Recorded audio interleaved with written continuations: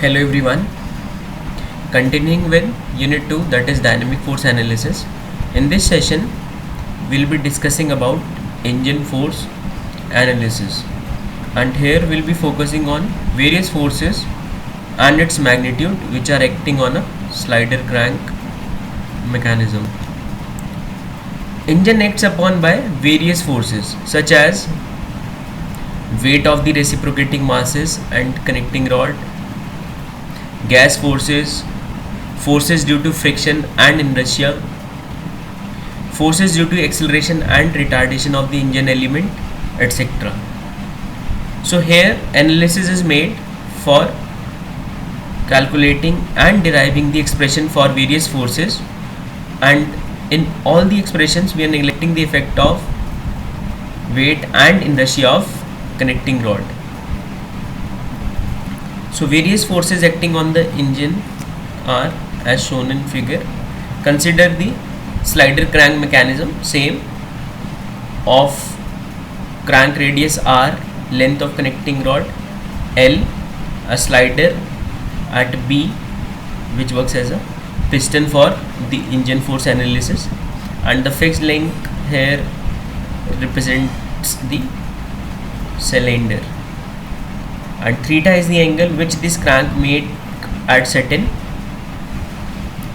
time with the line of action of the follower, or we can see line of action of this slider, and beta is the angular displacement of connecting rod, that is angle which this connecting rod is making with the line of action of the slider. This dotted red line represents the line of action of the slider which is in horizontal direction. So various forces acting on the engine are the piston efforts. Piston efforts acts along the line of action, and it constitutes various forces such as pressure forces, acceleration forces, inertia forces, and also the weight of the body when it is in vertical direction. So we'll study in detail about piston efforts. Also there is the force along the sides of the cylindrical walls, that is thrust on sides of cylinder walls, which is represented by Fn. It acts perpendicular to the line of action of the piston. Then we have thrust on this connecting rod, which is represented by Fc, or we can also say this thrust along connecting rod can be said as net load on the gudgeon pin. Gudgeon pin is the pin which is connecting the slider, or we can say piston, with the connecting rod. Also we have a force which is perpendicular to the crank, or we can say tangential to the crank circle, which is known as crank effort, and it is responsible for turning moment along crankshaft bearing, that is at point O. This Ft is responsible for turning moment. Also there is a radial component of this Fc,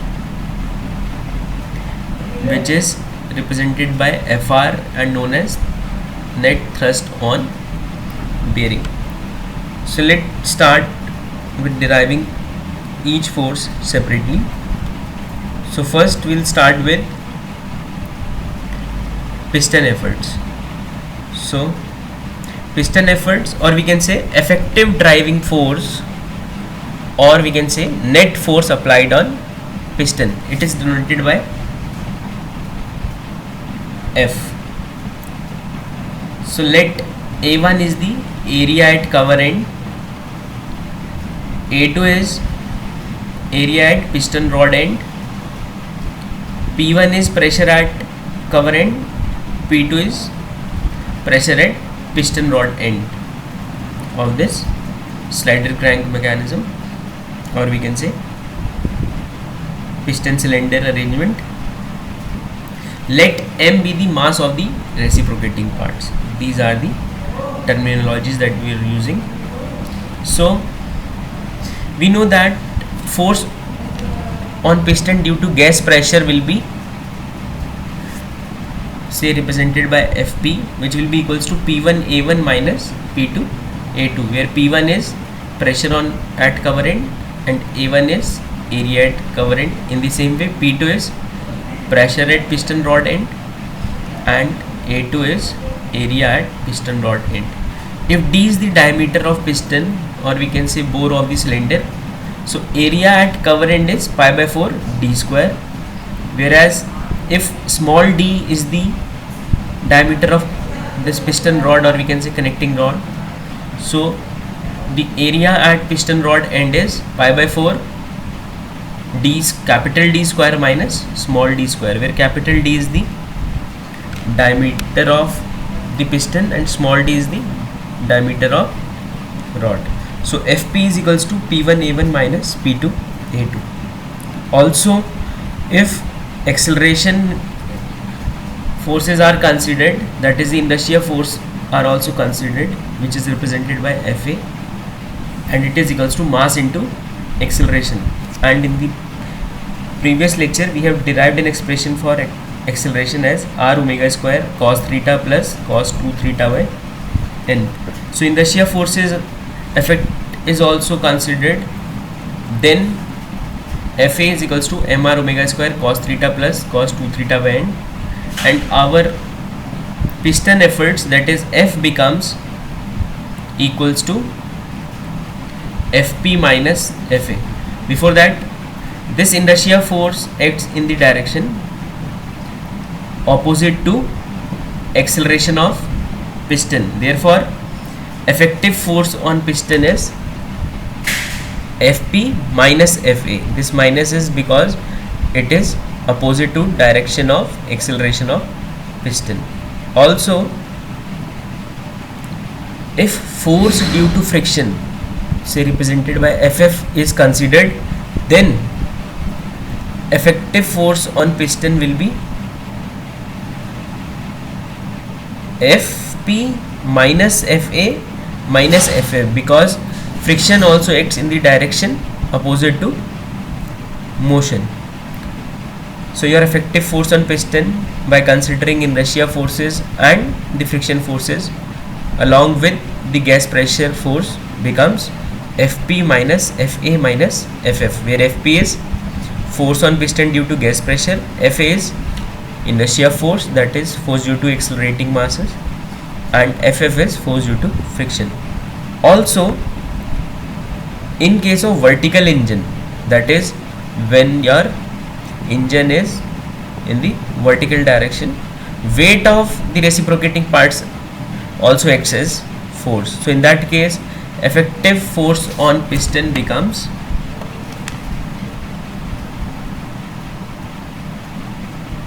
Fp minus Fa minus Ff plus mg, where m is the mass of reciprocating parts and g is acceleration due to gravity.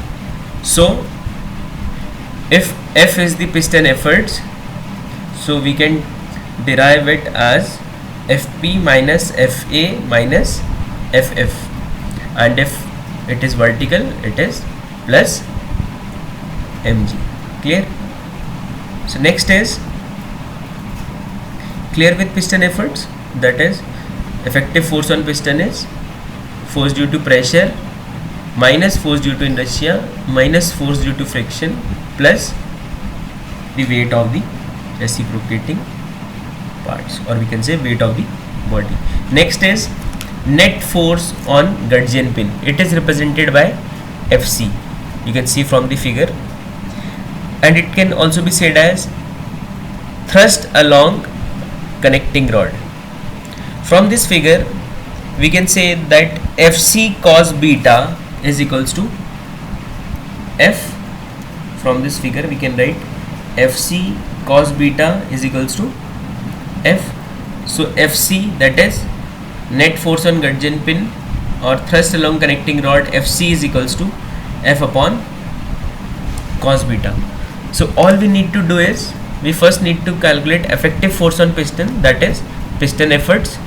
Then we can easily calculate or derive the thrust along connecting rod, which is F upon cos beta. Clear? Next is thrust on sides of cylinder walls. It is represented by Fn. This green vertical line represents thrust on sides of cylinder walls. We are clear with piston efforts, that is F, net force on gudgeon pin, that is Fc. So thrust on sides of cylinder wall, Fn is equals to Fc sin beta, that is vertical component of Fc, and Fc is equals to piston effort upon cos beta, that is F upon cos beta. So we can write Fn as F upon cos beta into sin beta, or F into sin beta upon cos beta, and sin upon cos is 10. So Fn, that is thrust on sides of cylinder walls, is equals to F10 beta. Clear? Next is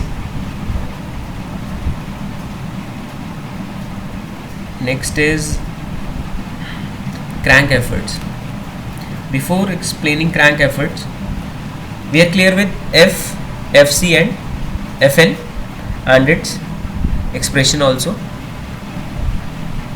This Fc, or the line of action of Fc, that is parallel to AB, is perpendicular to OE. We have drawn a perpendicular from O on this AB extended, that is this dotted red line. This OE is equals to R sin theta plus beta. How? This angle is beta and this angle is theta, we know, and the remaining angle A is how much? 180 minus theta plus beta. Also, this complete angle at A, that is an angle along a straight line, is 180 degree, and this is 180 minus theta plus beta. So this angle which is shown by the blue arrow is angle theta plus beta. This is theta plus beta.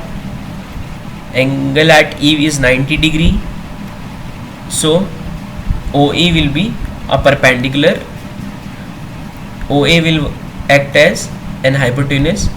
So angle sin theta plus beta will be equals to R upon, will be equals to OE upon R. So this OE is equals to R sin theta plus beta, and OE is perpendicular to this AB extended, or the line of action of Fc, that is thrust along connecting rod. Also, what is crank efforts?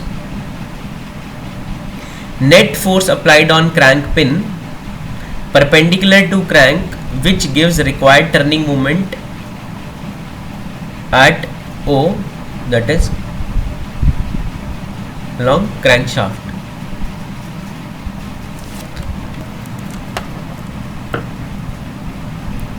So it is represented by Ft.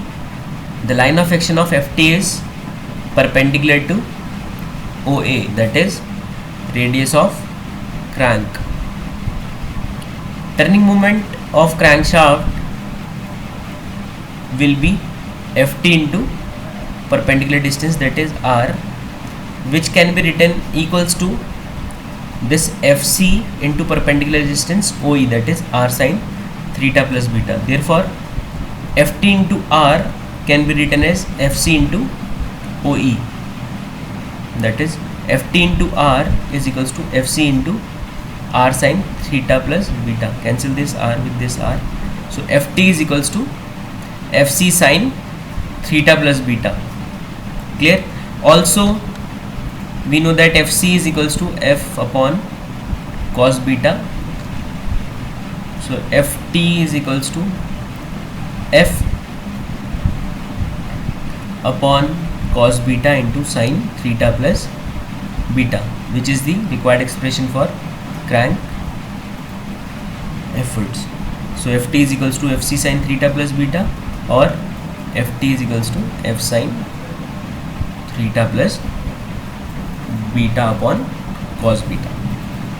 So we are clear with piston efforts, crank efforts, thrust on sides of cylindrical walls, and thrust along connecting rod. So finally we'll derive an expression for thrust on bearings, that is represented by Fr. It is the radial component of Fc along the crank, that is along OA. So we can write Fr, that is thrust on bearing, as component of Fc along crank or in radial direction, that is Fc cos theta plus beta. So Fr can be written directly as Fc cos theta plus beta, where Fc is your thrust along connecting rod.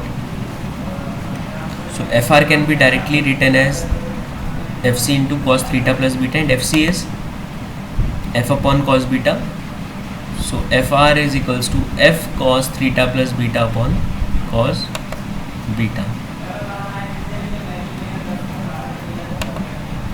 So we have derived an expression for the complete engine force analysis, that is various forces acting on this engine element along the line of action of the slider or piston, that is piston efforts, perpendicular to crank, that is crank efforts, normal to the line of action along the sides of the cylinder wall as Fn,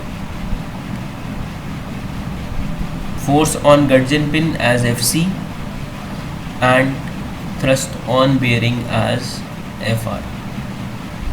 Clear?